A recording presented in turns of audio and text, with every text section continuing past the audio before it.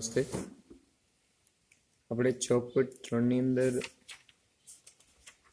દાખલા નંબર 13 સુધી આપણે ગણેલા છે. 14મો દાખલો બાકી છે.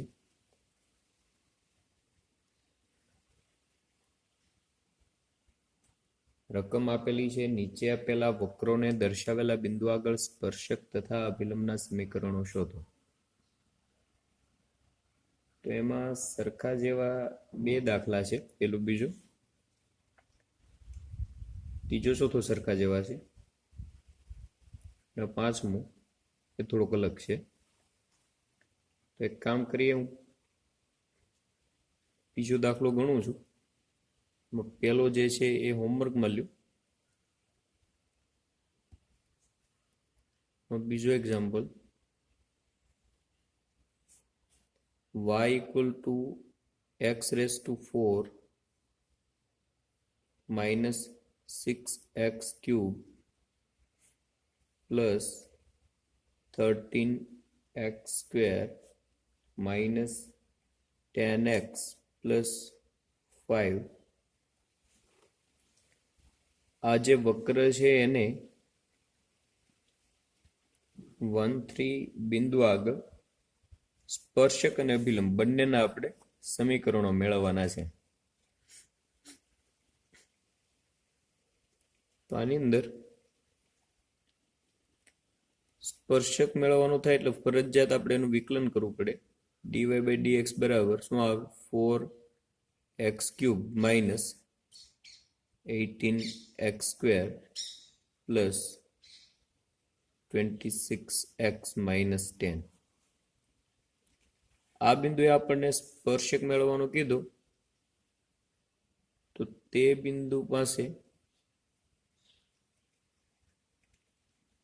ઢાળ મેળવવો હોય તો x અને y ની કિંમત મૂકી દેવાની. y ની તો કિંમત મૂકવાનો પ્રશ્ન નથી આવતો, કેમ કે આની અંદર x જ છે, એટલે x ની કિંમત 1 બધી જગ્યાએ મૂકી દેવાની છે. એટલે 4 minus 18 plus 26 minus 10. આનું તમે સાદુરૂપ આપશો તો કેટલા મળશે તમને? 2. 26, 18, 28, અહીંયાથી 28 ને 4 32 minus 28 plus 26, 2, 4 ને 2 6.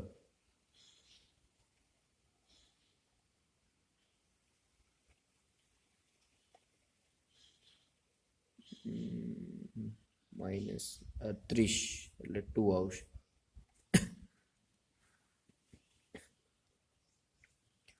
તેથી માંગેલ સ્પર્શકનું સમીકરણ શું આવે? y માઇનસ બિંદુ નો ym 3 ઢાળ 2x minus 1 implies that 2x minus y plus 1 equal to 0. સ્પર્શકનું સમીકરણ થઈ ગયું.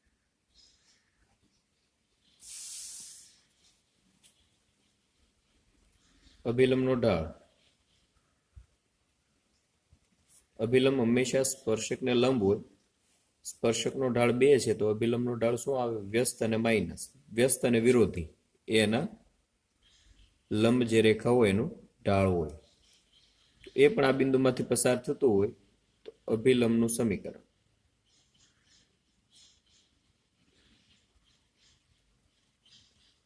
શું આવે?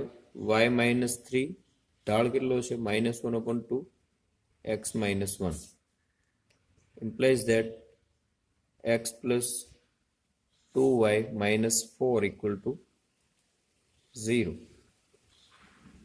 4 નહીં આવે, 7 આવશે.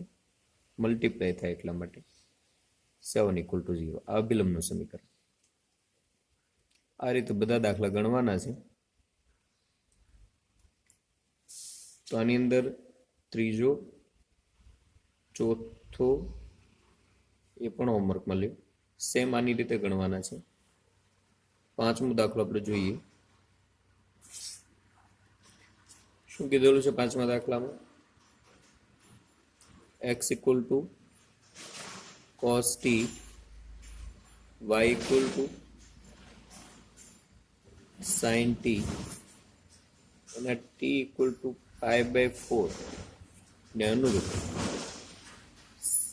સ્પર્શકના સમીકરણો અને અભિલંબના સમીકરણો મેળવવાના છે. તો પહેલા તો આપણે dy/dx મેળવવું પડશે. શું આવે? ફર્સ્ટ આપણે શું કરશું? પ્રચલ સમીકરણો પરથી ઢાળ મેળવવાનો થાય વારો આવે તો આપણે કમ્પલસરી એ જે ચલના પ્રચલ સમીકરણો હોય એની સાપેક્ષે પહેલા તો વિકલન કરી નાખવાનું. તો પહેલા હું dx/dt લઉં, એ મને કેટલા મળે? -sin t. dy/dt લઈએ તો એ શું મળે? cos t. તો dy/dx કેટલા થશે? આ તો આપણને ખબર છે ને બધા, વિકલન ચેપ્ટરમાં આવી ગયું કે આપણે આ રીતે લેતા હોઈએ cos t ભાગ્યા -sin t to -cot t. તો કોને સંગત આપણે કીધું છે? dy/dx at the point t equal to π/4. તો એ મૂલ્ય છે એની અંદર cot π/4, that is -1. ઢાળ આપણને -1 મળી ગયું. હવે બિંદુ આપણે મેળવવું પડશે કે કયા બિંદુ, કેમ કે આપણે બિંદુ વગર, ઢાળ અને બિંદુ બે હોય તો તમે કોઈ પણ રેખાનું સમીકરણ મેળવી શકો. તો t ઇક્વલ ટુ π/4 ને સંગત બિંદુ એટલે કે x અને y એમ, એટલે x બરાબર શું છે? cos t છે. તો cos π/4 equal to 1/√2. y equal to sin t છે. sin π/4 equal to 1/√2.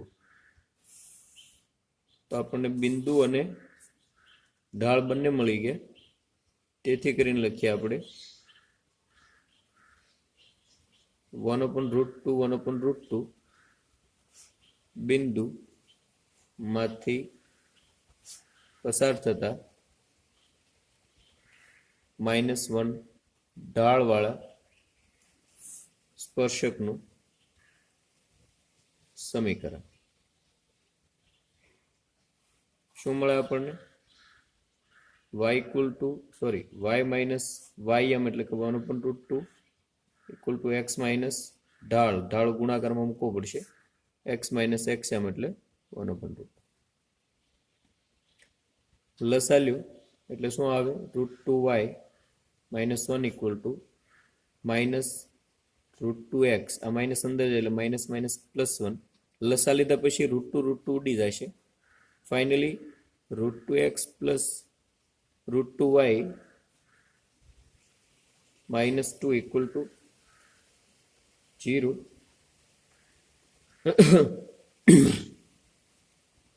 આ સ્પર્શકનું સમીકરણ થયું. અભિલંબનું સમીકરણ તમે મેળવજો. અભિલંબનું ઢાળ હું અહીંયા લખી નાખું.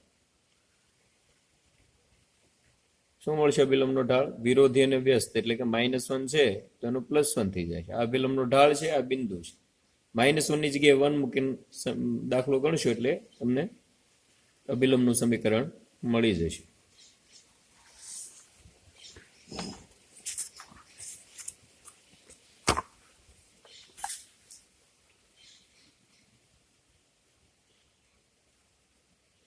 પછી આપણને કીધું છે વક્ર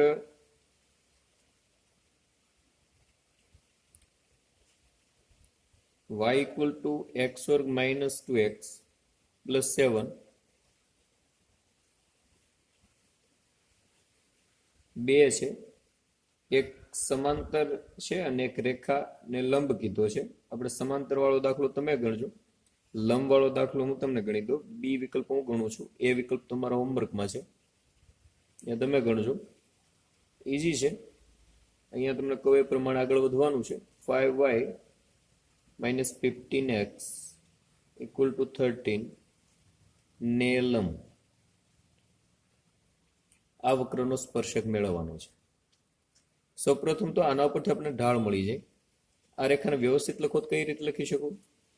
15x minus 5y plus 30 equal to 0 આવું લખીએ કે સાદુરૂપ આપો તો આવું ફોર્મ ક્રિએટ થાય. નો ઢાળ કેટલો આવે? Equal to minus a by b. Minus a એટલે 15, b એટલે માઇનસ 5, માઇનસ માઇનસ પ્લસ એટલે 3 થઈ જાય.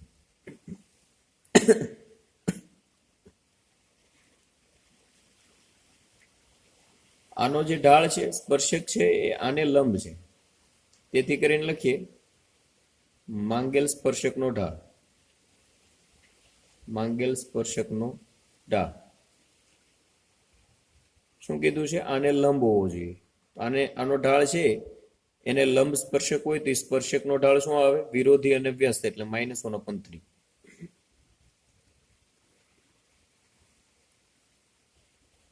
વક્ર y ઇક્વલ ટુ x વર્ગ માઇનસ 2x પ્લસ 7 પરથી શું પરથી આવે? આનું વિકલન કરીએ એટલે કે dy બાય dx બરાબર શું આવશે? 2x minus 2.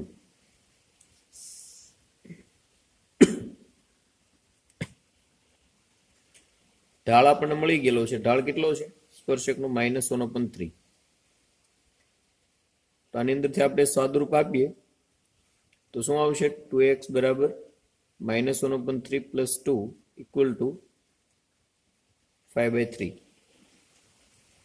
Less that x બરાબર 5/6. x મળી ગયા. y મેળવો હોય તો y ની અંદર કિંમત મૂકી દો. વક્રનું જે સમીકરણ છે એમાં x ની કિંમત મૂકો એટલે y મળે. તો y આપણને શું મળશે? y બરાબર x વર્ગ એટલે 25/36 માઇનસ 2 ગુણ્યા 5/6 વત્તા 7 બરાબર સાદુરૂપ આપશો એટલે 217/36 મળશે તમને. તો x અને y બંને મળી ગયા, તેથી કરીને લખીએ 5/6 અને 217/36 બિંદુમાંથી પસાર થતા અને -1/3 ઢાળવાળા માંગેલ સ્પર્શકનું સમીકરણ.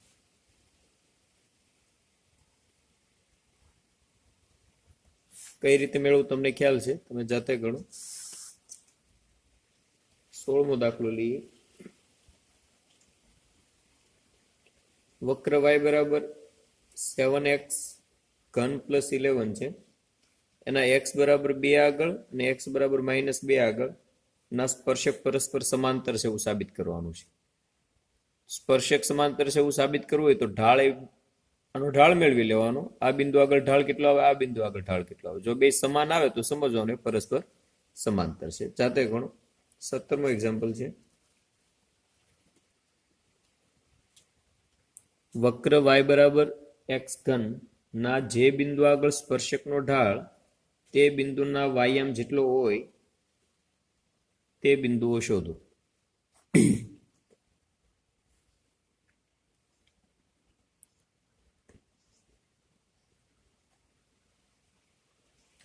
dy by dx શું આવે?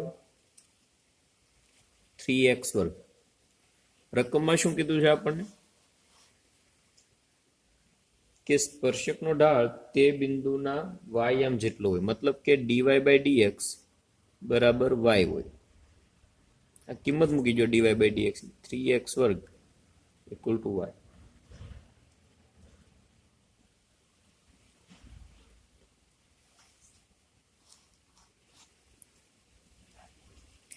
હવે અહીંયા y ઇક્વલ ટુ x ઘન છે, અહીંયા y ઇક્વલ ટુ 3x વર્ગ છે. અહીંયા y ની કિંમત મૂકો તો શું આવે? 3x વર્ગ બરાબર x ઘન.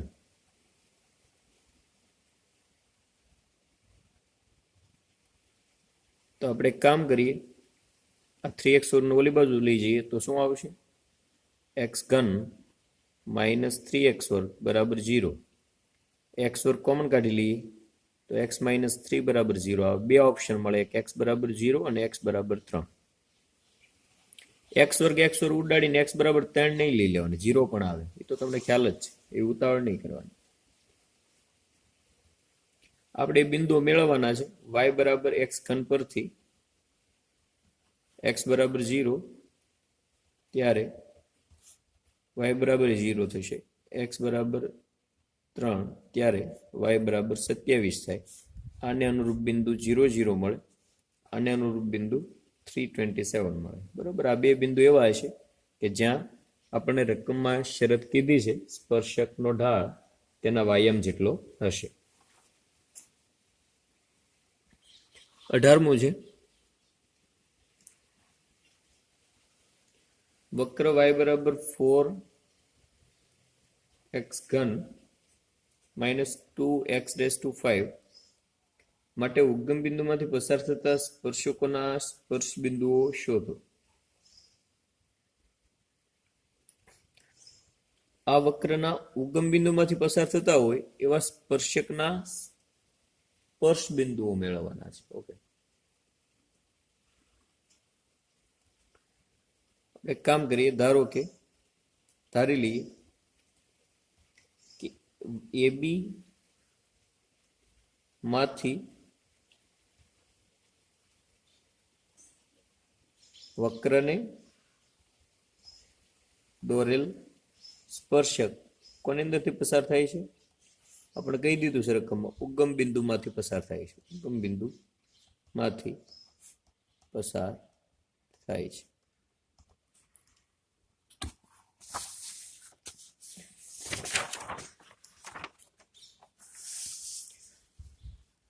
તો આપણું કામ ઘણું સહેલું થઈ ગયું. સૌપ્રથમ તો dy/dx મેળવી લઈએ. વક્ર પરથી શું આવશે? 12x² minus 10x⁴. હવે AB વક્ર પર હોવાથી વક્ર કયું છે લખી નાખું છું અહીંયા. y ઇક્વલ ટુ શું હતું? 4x ઘન માઇનસ 2x⁵. હવે આ બિંદુ વક્ર ઉપર હોય તો એનું સમાધાન કરતું હોય, એનું આપણે સમાધાન કરાવીએ તો શું મળે આપણને?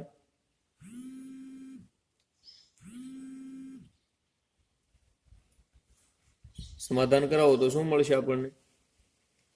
b ઇક્વલ ટુ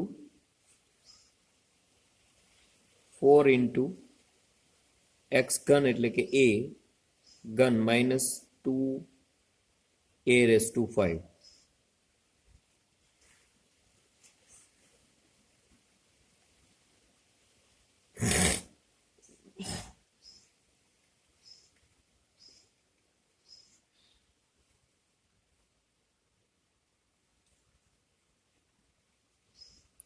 બીજી વાત,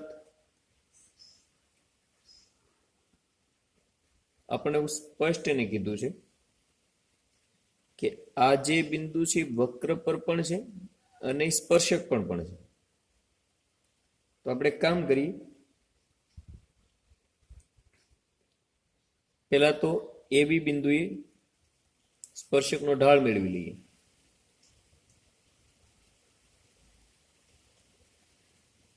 શું આવે સ્પર્શકનો ઢાળ? dy/dx at the point AB.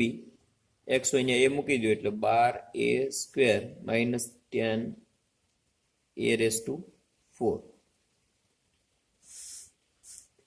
તો ઢાળ મળી ગયો, બિંદુ છે આપણી પાસે. તો સ્પર્શકનું સમીકરણ શું આવે? સ્પર્શકનું સમીકરણ શું આવે? y માઇનસ ym એટલે કે b. ઢાળ કેટલો છે? 12a² માઇનસ 10a⁴ કૌંસમાં x minus a.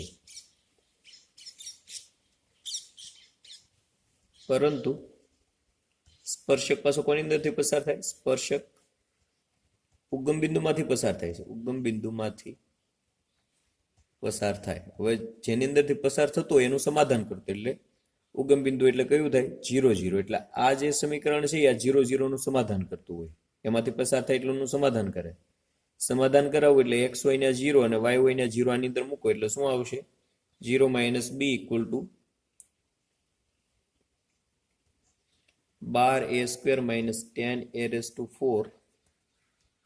Two 0 minus a. બે બાજુ માઇનસ વડે ગુણો એટલે આ માઇનસ માઇનસ પ્લસ થઈ જાય છે. આ માઇનસ માઇનસ પ્લસ થઈ જાય, ગુણાકારનું ટર્મ છે, એને અંદર ગુણો એટલે 12a³ માઇનસ 10a⁵. તો આપણે 2a બરાબર b બરાબર મળે. એક અહીંયા મળ્યું તો b બરાબર મૂલ્ય સમીકરણ 1 અને સમીકરણ 2. આપણે અહીંયા લખીએ સમીકરણ 1 અને 2 ને સરખાવતા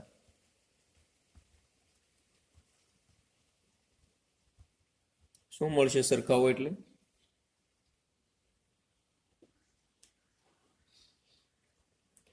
4a³ minus 2a⁵ equal to 12a³ minus 10a⁵. Common કાઢીને ઉડાડી નાખું, કઈ ઉડેવું, બે કોમન કાઢીને ઉડાડી નાખીએ. અહીંથી હું 2a³ કોમન કાઢી લઉં એટલે વધે શું, અહીંયા 2 minus 2 નીકળી ગયા એટલે ખાલી a² વધે.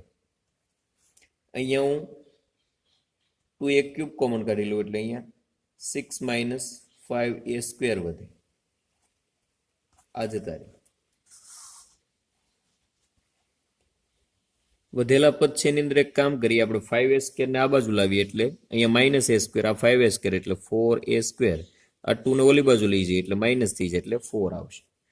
ઇમ્પ્લાઇઝ ધેટ a² બરાબર 1 આવે. ઇમ્પ્લાઇઝ ધેટ a બરાબર +or-1 આવશે. તેથી b બરાબર આપણે સમીકરણ 1 અથવા 2 ગમે તેમાં કિંમત મૂકીએ, 1 ની અંદર મૂકીએ, a બરાબર 1 લઈએ તો ઇમ્પ્લાઇઝ ધેટ b બરાબર શું આવશે, 4 minus 2 equal to 2. અને a બરાબર -1 લઈએ તો b બરાબર શું આવશે, -4 minus +2 equal to -2. તો માંગેલ બિંદુ આપણે રકમમાં શું કીધું હતું, સ્પર્શ બિંદુ જ કીધા હતા. આ a અને b આપણા સ્પર્શ બિંદુ છે, કેમ કે એ વક્ર પર પણ છે અને સ્પર્શક પણ એની અંદરથી પસાર થાય છે એટલે એ સ્પર્શ બિંદુ છે. તેથી માંગેલ સ્પર્શ બિંદુ કયા કયા થાય, એક તો 1 હોય ત્યારે 2 એટલે that is 1 2 અને -1 -2 થાય.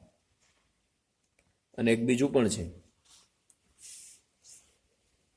0 0, એ આપણને ખબર છે સ્પર્શક પર પસાર થાય છે, સ્પર્શકાની અંદરથી પસાર થાય, તો આપણે કહી દીધેલું છે.